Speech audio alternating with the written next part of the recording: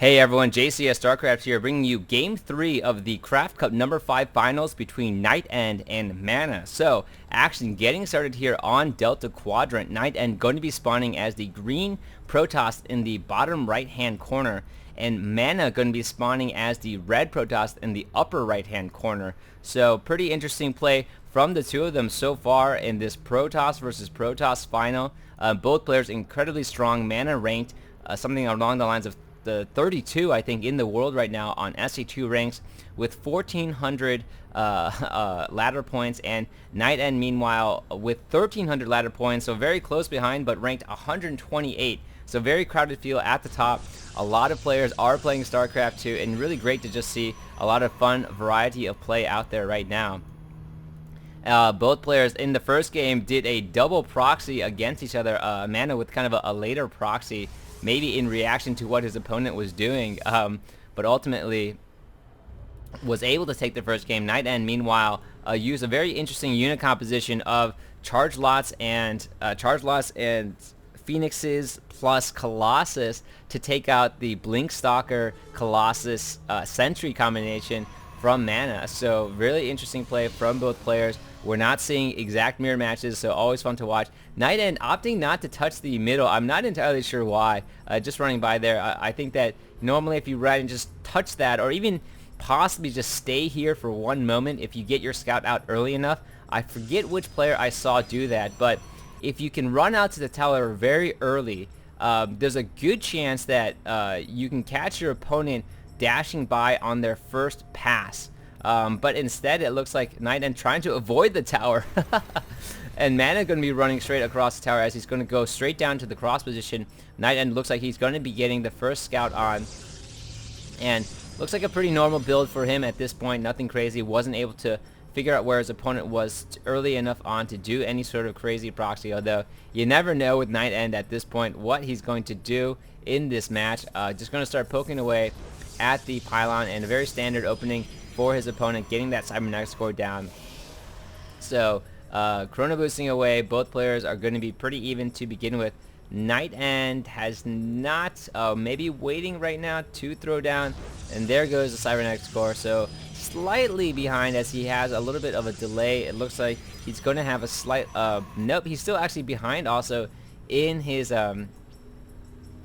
harvester count as well. So not entirely sure why that cybernetic score came down so late. Might have been making a decision to possibly go with some other build, but maybe just going to be going pretty standard on this map.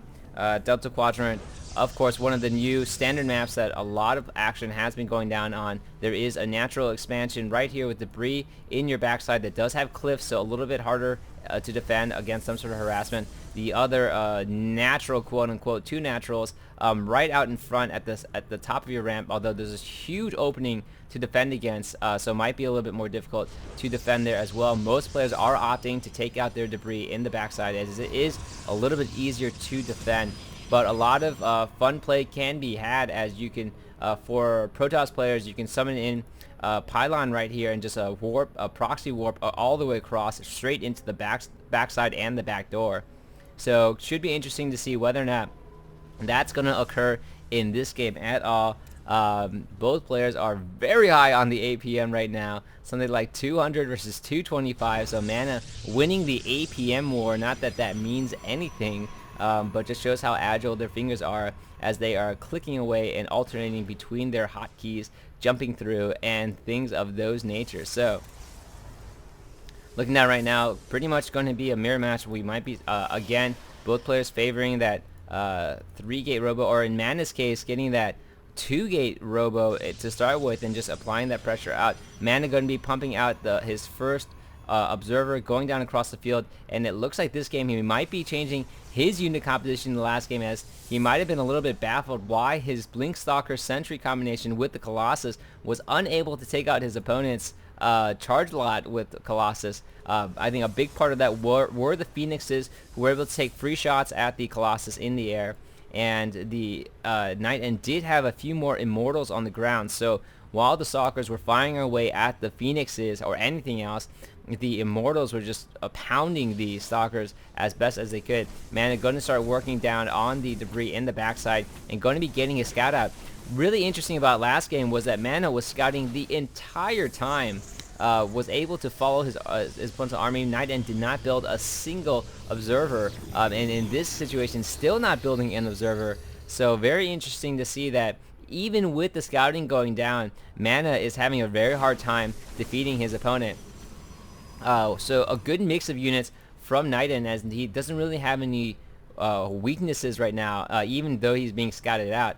I'm curious to see if MaNa is going to change anything this game. It looks like he is definitely focused on getting more Zealots, already has his Robo Bay down at this point, and it looks like NightEnD going to be going with that Phoenix yet again, getting the Stargate up and running. So 2-gate Robo with the Stargate and just pumping out Immortals, getting his units out. Going to be testing the front right now. Going to be seeing, what his opponent is up to. Armies are possibly pretty even. Now there is a sentry here for MaNa, so he could be choking off. There he goes.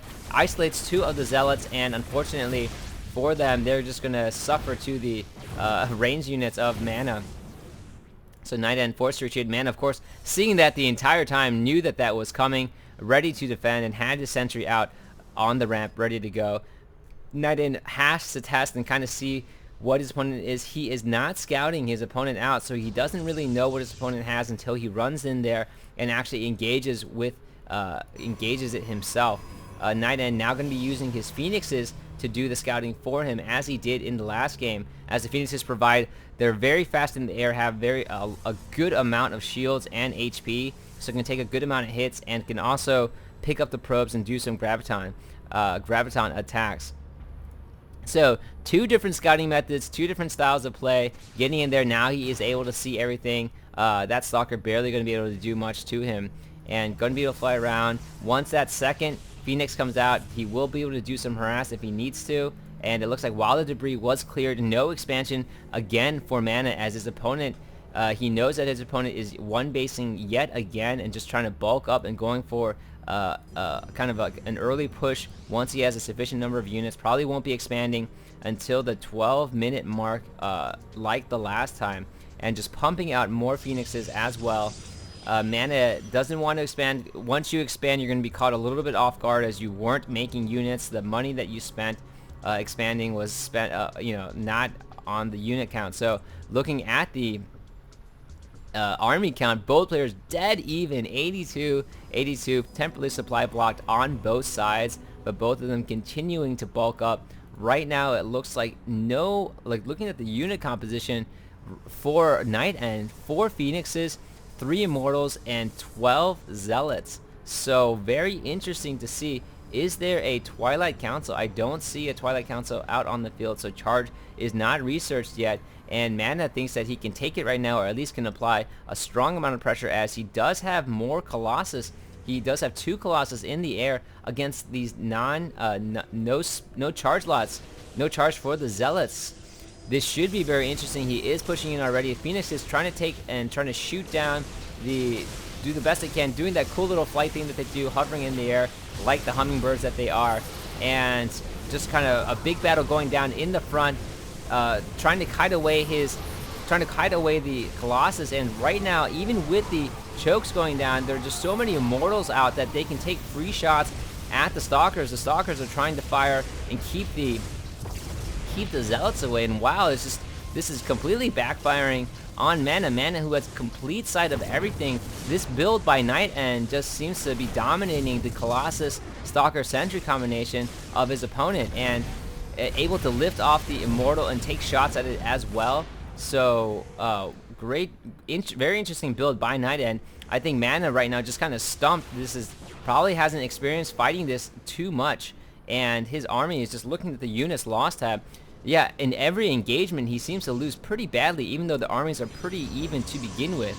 And now NightEnD feeling comfortable to expand, as his opponent probably is reduced in the number of units. He did decisively win that battle, so very good timing for him to expand, and also has the Phoenixes to kind of run out and scout and see what's going on. Sees that his opponent is expanding as well, and going to be trying to pick off a few of these probes while in flight, in transit, and just getting out of there. So great job from NightEnD to constantly go in and harass.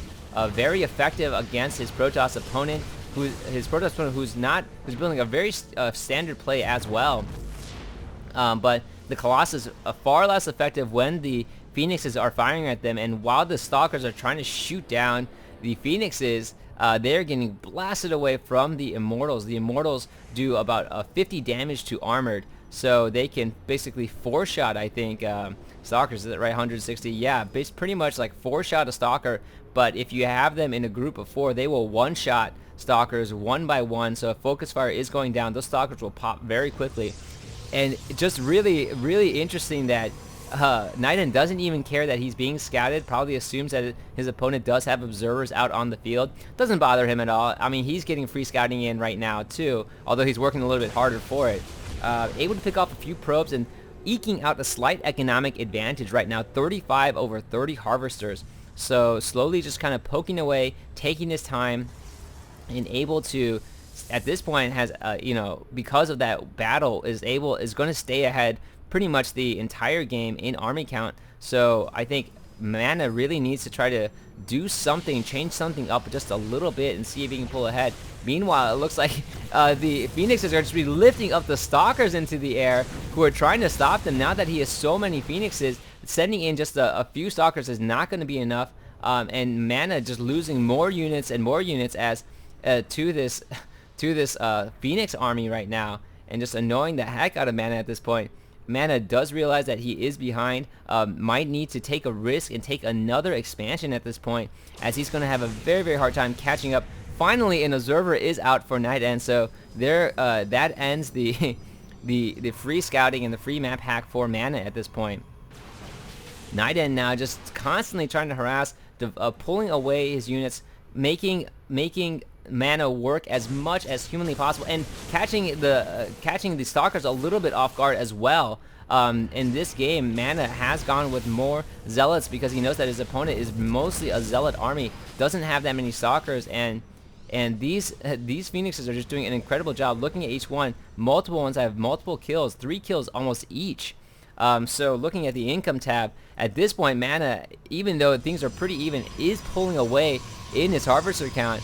Not good for NightEnD pulling away, and now Void Rays are coming out for him as well. So changing things up a little bit. This will probably catch MaNa pretty badly off guard, as he has started going with more Zealots to counter his opponent, and once the Void Rays come in with the Phoenixes, it's just going to be a huge problem for MaNa. So great play, great strategy from NightEnD. Very good Protoss versus Protoss, very different from some of the other things that I've been seeing, and great use of these Phoenixes as well. Just doesn't give up. MaNa at this point just trying to bulk up, knows that he's behind, and just trying to get enough units so that he can try to win and really try to micro that battle away. And looking at the unit count, 135 over 116. Unfortunately for MaNa, who has spent a bunch of his time as well distracted, trying to get rid of those Phoenixes, and it looks like most of the units moving away, trying to take the gold right now, but a big battle going down. MaNa going to be able to take out these, catching NightEnD a little bit off guard, exactly what he needed to do. And here come the Phoenixes trying to lift off, I think, as many as can, taking out the Colossus, taking free shots on Colossus, and the Void Rays are out as well. So once they are charged up, this is going to be a huge, enormous problem. Look at how many Void Rays NightEnD has, and now that the Stalkers are trying to take down the Void Rays and getting lifted up into the air, NightEnD doesn't really care about his ground army anymore. Just going to let it die, as the remainder of the forces are just going to wipe out everything there. And wow, great job from NightEnD. Very interesting Protoss versus Protoss play. So looking forward to the next game. He goes up 2-1 in the series, best of 5. This has been JCS StarCraft signing off.